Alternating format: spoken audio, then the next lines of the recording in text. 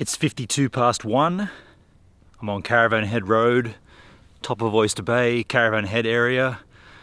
My light is properly affixed tonight. It's not going to fall off. I've double checked it.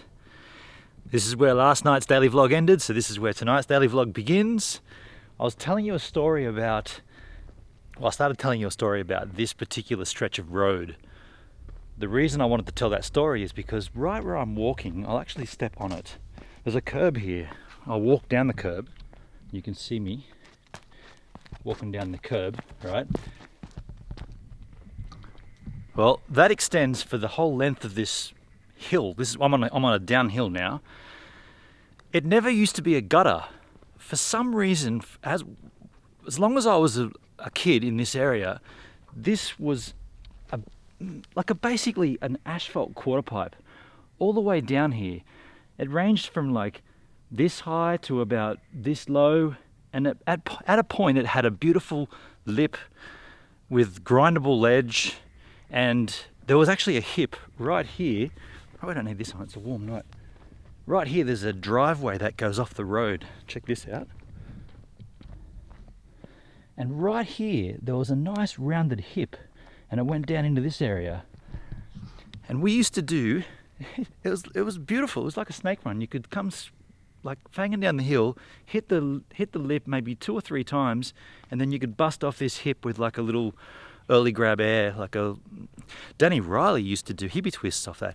And by the way, Danny Riley, man, it is such a quiet night. You can hear frogs in the distance. Somewhere over there's some laughing frogs, cackling frogs. Danny Riley, the guy who owned the 2 ramps in his yard, in the bike road. Man, I'm tired.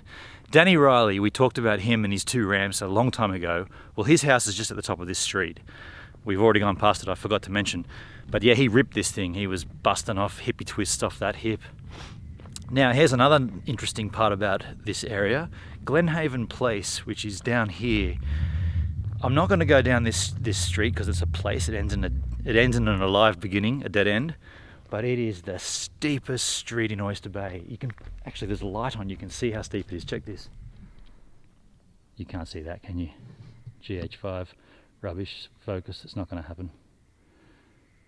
Anyway, it's a good. Man, it's got to be 400 meters long, and I mean, I'm on it now. You can see the steepness of it. So I was just up that point there, and I've only taken like 4 or 5 steps, and I'm already like a meter and a bit lower than that. Now this hill, not surprisingly, we used to fang down this on our boards, sitting down, cannonball style, straight to the end. It's a dead end. It's like a little cul-de-sac thing, and I remember Mob. I don't know what he was thinking. He just went straight down that and bang off the end of the little rolly gutter and flew up into a yard. Would I go down that today? Absolutely not. I probably should find the gradient of it and let you know the exact, whatever the scale is. It's gonna have to be 1 in 4, I'd say, 1 in 5 maybe. It's pretty steep. I don't know for a fact, but